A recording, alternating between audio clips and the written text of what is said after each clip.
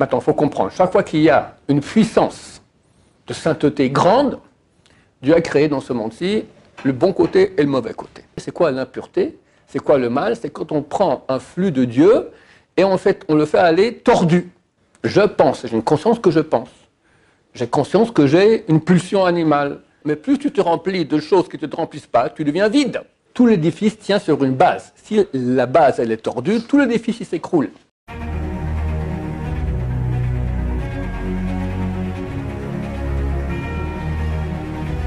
Ce show dédié pour l'élévation de l'âme d'Avraham Norbert Ben Joa, donc c'est aujourd'hui l'anniversaire du décès, Zichron Livracha de mémoire béni. La question de Zacharie. Quels arguments on peut dire à quelqu'un un peu loin de la Torah pour le convaincre de lâcher tous les péchés qui touchent les femmes? Quel argument peut-on dire à quelqu'un qui est loin de Torah pour qu'il arrête de faire des péchés sexuels? Très difficile. Donc il y a des arguments. Bon, le premier argument, c'est lui faire voir le cours de la preuve irréfutable et guérir même qui comprennent que la Torah est d'origine divine. Et les péchés sexuels, presque tous, sont sanctionnés par au moins le karet. Karet de retranchement de l'âme, c'est extrêmement grave. Maintenant, au niveau rationnel,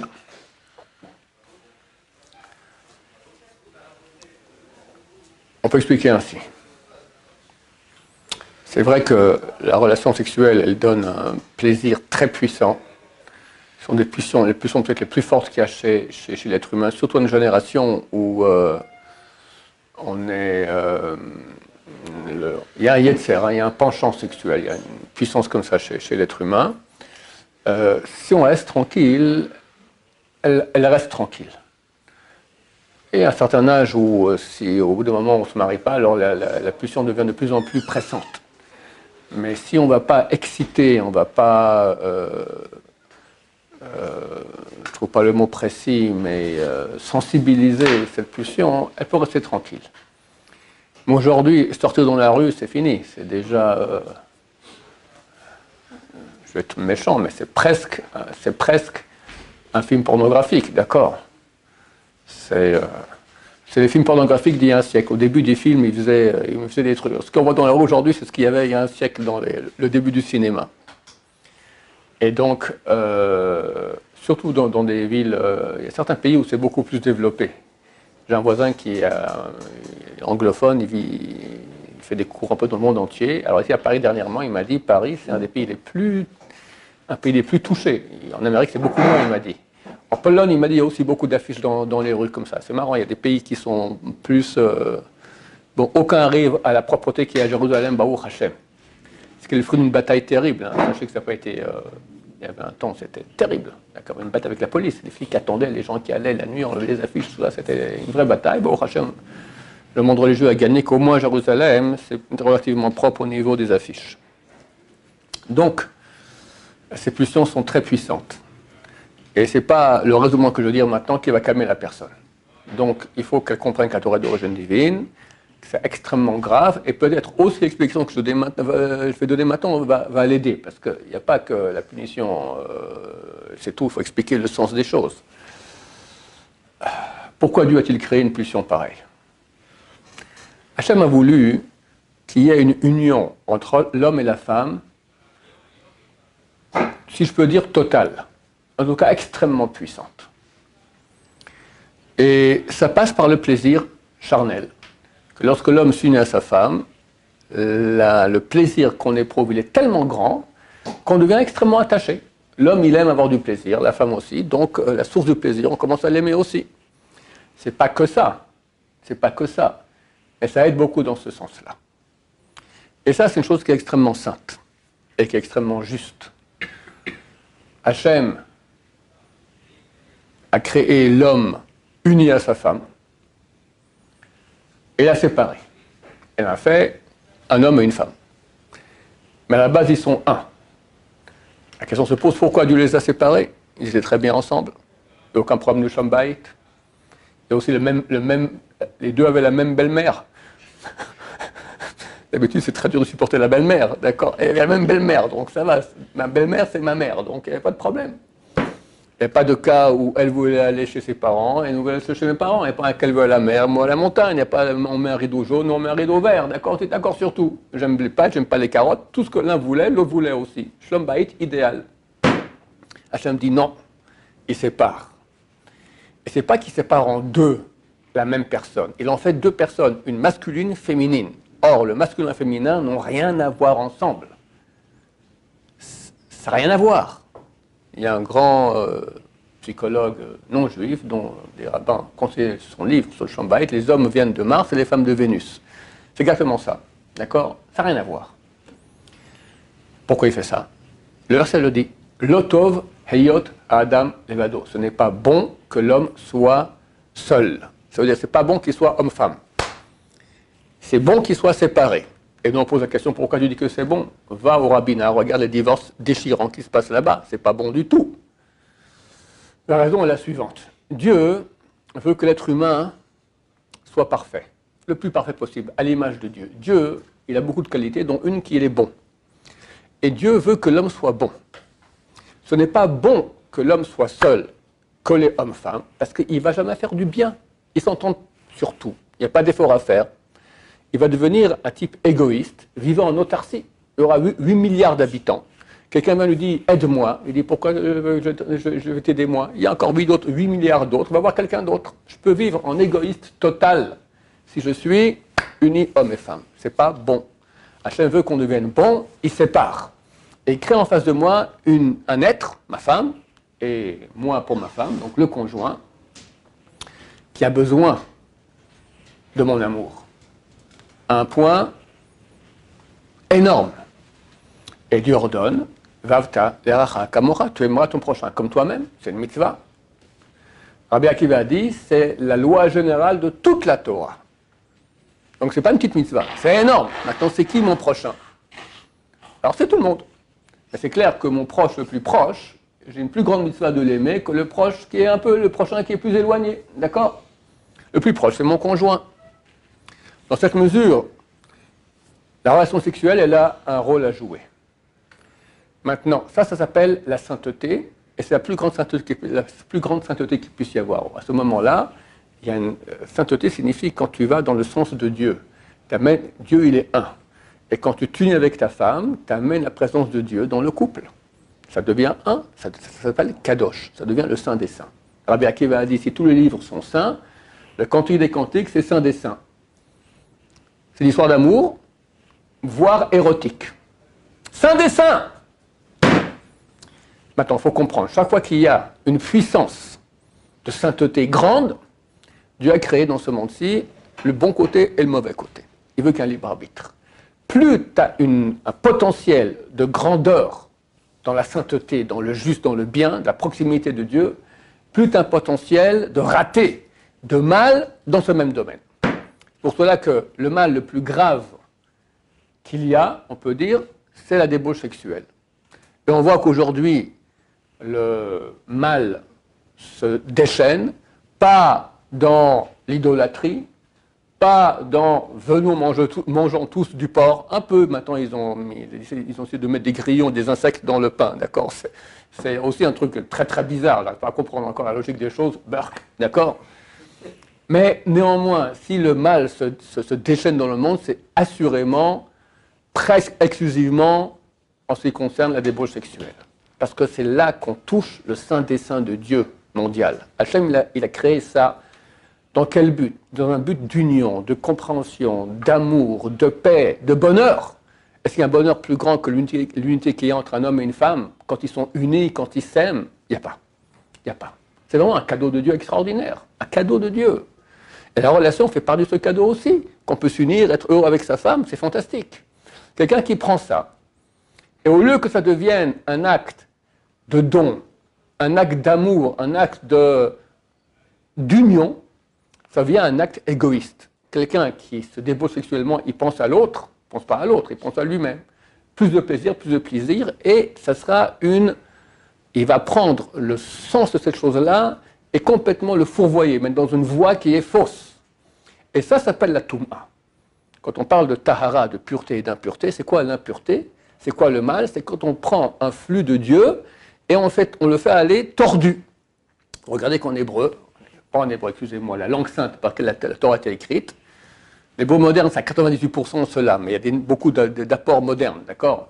Mais la langue sainte, la langue de la Torah, c'est une langue qui est intrinsèque. Ça veut dire que ce n'est pas une langue de convention comme toutes les langues. Si j'appelle ça livre en français, il n'y a aucun rapport entre le mot livre et cet objet-là.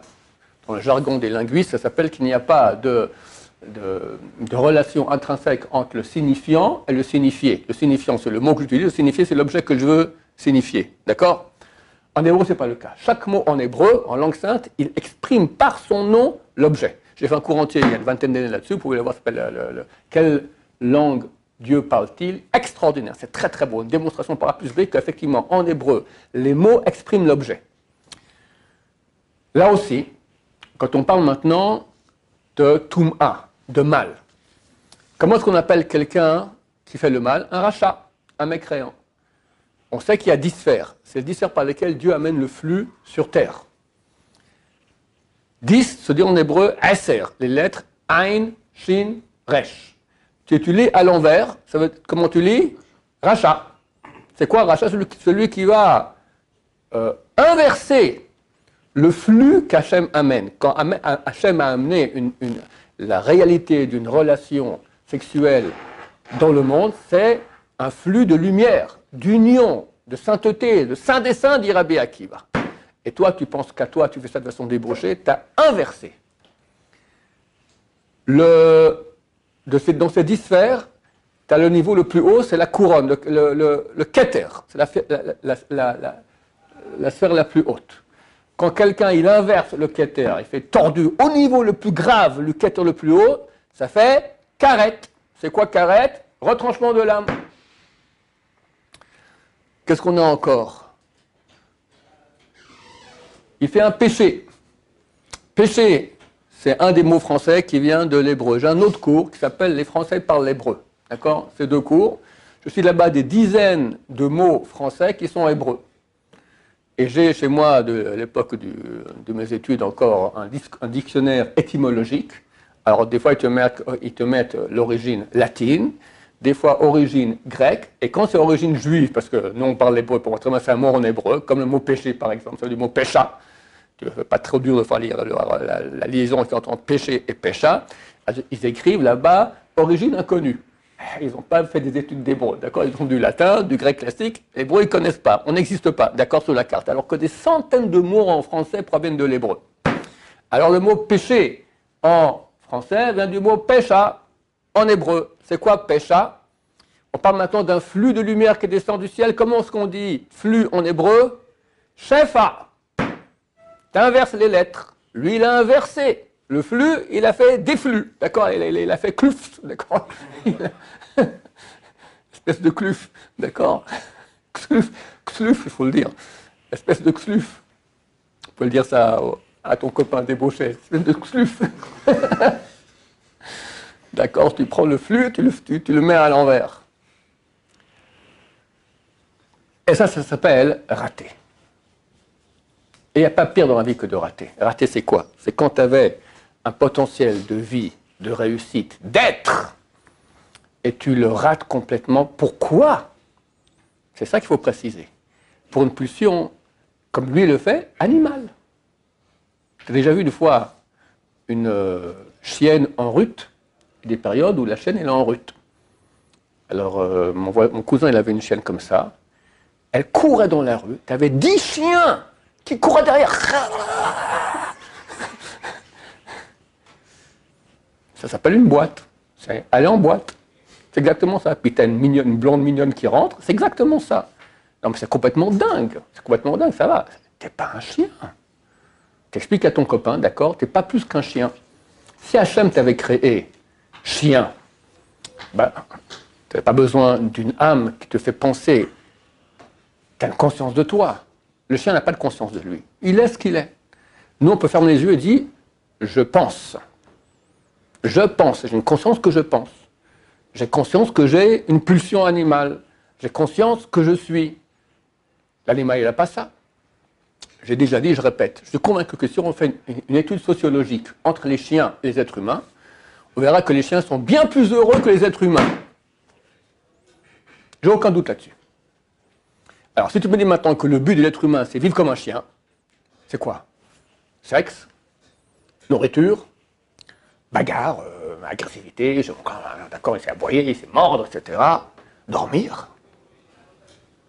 D'accord, à peu près ça. Les envies de l'être moyen sur Terre qui n'a pas de Torah, alors tu es moins qu'un chien. Le chien a plus réussi que toi, il est plus heureux. Donc ça prouve que tu t'es fourvoyé, tu t'es trompé. Qu'est-ce que ça amène? Ça amène un vide. Au bout d'un moment, ce type de personnes, ils font une déprime terrible. J'en ai connu beaucoup. Ils arrivent à des déprimes terribles. Pourquoi? Parce que c'est tellement mauvais, ça amène tellement de mal sur soi, un mal spirituel, que la personne, je peux t'expliquer en deux temps. D'abord au niveau mystique, d'accord? C'est les péchés les plus graves, donc ça amène beaucoup de mal sur la personne. Le mal égale tristesse, égale déprime, égale tout ce qu'il y a de mauvais dans le monde, sans parler des problèmes que ça amène après, les maladies, les redressements fiscaux, les divorces, c'est terrible, il y a des factures surtout. Parce que tu amènes du mal, donc tu deviens une réalité de mal, et le mal, il fait le mal. Donc tu es entouré de mal, tu vis le mal, tu attires le mal toute ta vie. Ça, c'est au niveau mystique. Au niveau, on va dire, plus psychologique. Juif, quand même. Tu remplis ta vie de plaisir matériel, mais ça ne te remplit pas. Parce que tu n'es pas qu'un corps. Tu as une âme. Et cette âme, elle veut se réaliser, elle veut être.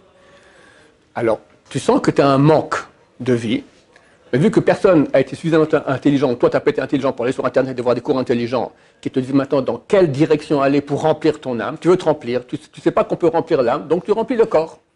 Alors encore des bons repas, encore un resto, encore des bons trucs, encore des filles, encore, essayer de se remplir. Mais plus tu te remplis de choses qui ne te remplissent pas, tu deviens vide. À l'âge de 25 ans, où on est encore petit au niveau spirituel, on se remplit de ça. Mais à 40 ans, ça ne marche plus. D'accord? Déprime.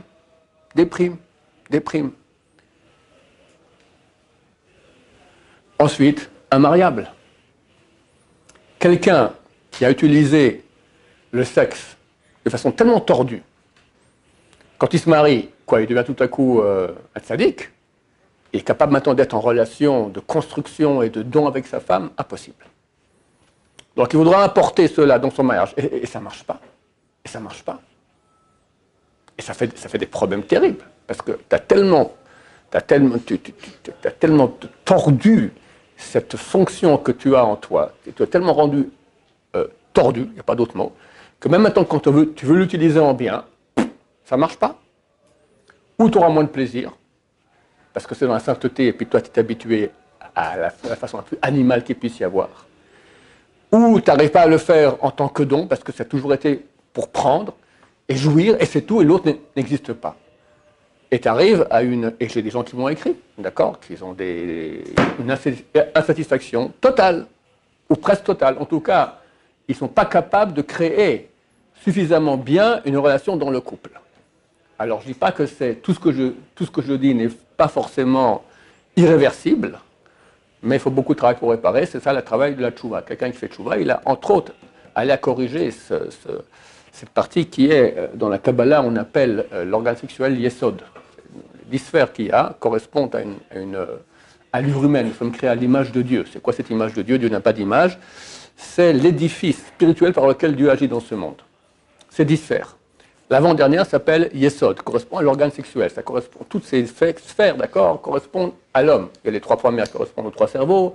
Après, Chesed, Gvura, Tiferet, les 2 jambes, l'organe sexuel. L'organe sexuel s'appelle Yesod. Yesod signifie la base. C'est quelque chose d'extrêmement basique. Tout l'édifice tient sur une base. Si la base, elle est tordue, tout l'édifice, il s'écroule. Donc quelqu'un qui va maintenant se tordre au niveau sexuel, il tord toute sa réalité. Il devient un tordu total, plus que toute autre chose qu'il pourrait faire comme péché. Mange du porc à tous les repas, des scorpions et des serpents, ça sera moins grave que cela. D'abord au niveau de la halakha, c'est pas karet le porc, d'accord, alors que les relations sexuelles c'est karet. Mais en plus au niveau de ta personnalité, là tu touches le yesod, tu touches la base. Donc les dégâts sont extrêmement grands et durs à réparer. Non seulement parce que c'est des péchés graves, mais aussi, comme je dis, parce que ça met chez la personne ça crée à la personne une réalité de fonctionnement qui est tordue. Dieu, quand il a créé le monde, il n'a pas voulu nous embêter. Il a voulu nous donner les plus grands cadeaux qu'il puisse y avoir. Et un des plus grands cadeaux qu'il y a, c'est la vie de couple. Et comme j'ai dit, chaque fois qu'il y a un grand cadeau, alors Dieu a créé aussi la possibilité de faire le mal et de rater. Par la puissance de la pulsion du mal que tu ressens en toi au niveau sexuel, par l'amplitude du déchaînement du mal dans le monde à ce niveau-là, tu peux comprendre combien est grand le cadeau. Si Dieu donne un petit cadeau, l'Essara qui aura en face sera petit. Plus, tout le monde pose la question, comment ça se fait que Béné Israël, 40 jours après qu'ils ont vu Dieu au mont Sinaï, vu Dieu, c'est marqué, une servante a vu plus haut que ce qu'ont vu les prophètes, comme Yechezkel. Yechezkel, c'est lui qui parle de la réalité de Dieu. Toute la Kabbalah, c'est le premier chapitre de Yechezkel, où il raconte qu'est-ce qu'il voit comme image de la divinité. Une servante a vu plus haut que cela. 40 jours après, c'est marqué qu'elle a vu ça à la mer Rouge, mais ça revient au même, d'accord. 40 jours après qu'ils ont vu Dieu au mont Sinaï, ils font un veau d'or. Non mais vous êtes tarés les potes. Réponse, vu qu'il y avait tellement de sainteté que Dieu se dévoile, Dieu veut qu'il y ait un équilibre, veut qu'il y ait un libre arbitre, il crée aussi une puissance de mal équivalente. Tellement forte qu'elles leur font faire un veau d'or. Donc si tu vois que le mal se déchaîne à un point tellement fort au niveau de la débauche sexuelle, si cet ami que tu as au niveau personnel, ils sont des pulsions tellement fortes dans ce niveau-là, qu'ils comprennent que le bien, la sainteté, le vrai bonheur auquel il peut accéder, il est énorme. Et c'est écrit que ce qu'on a en mal, en bien, c'est 500 fois plus fort. Mida Tova, c'est écrit, une bonne Mida, une bonne qualité, elle vaut 500 fois plus que Mida Ra'a de Hachem. D'où on apprend ça, c'est marqué que Dieu punit la personne pour les péchés qu'elle a fait, elle et 4 générations, s'il continue à faire les mêmes actions. Par contre, pour le mérite, il donne pour 2000 générations. Le rapport qu'il y a entre 4 et 2000, c'est 500 fois plus. Donc dans la sainteté, tu peux arriver à au moins 500 fois plus de bonheur. Pauvre type! Fallait que je le dise quand même. Pauvre type! Pour une pulsion animale câline, d'accord, câline, ou on appelle les chevaux, on appelle ça équestre, on dit comme ça pour les chevaux. Allez, pour une pulsion câline ou équestre, t'es pas un cheval, t'es pas un chien, tu perds ton image de Dieu, tu passes à côté de tout, et tu vas souffrir toute ta vie. Faut pas dire autre chose que pauvre type. Hein. Voilà, que Dieu nous aide à nous sauver de ces pulsions qui sont très puissantes, c'est vrai. Surtout, comme je dis, elles sont exacerbées par tout ce qu'on voit dans la rue sans cesse et dans les petits appareils. Aujourd'hui, même pas besoin de la rue, les petits appareils comme ça, tordus, d'accord. Bezrat Hashem, et qu'on fasse une grande chouva, savoir que c'est la grande bagarre de la fin des temps. Quand on parle d'un tzaddik, c'est à ce niveau-là. Quelqu'un qui fait attention à ses yeux, attention à ses actes, bien sûr, à ses pensées. C'est en cela que quelqu'un est tzaddik ou pas. Voilà, que Dieu nous aide dans ce sens-là. Baruch Adonai, l'olam, amen va amen.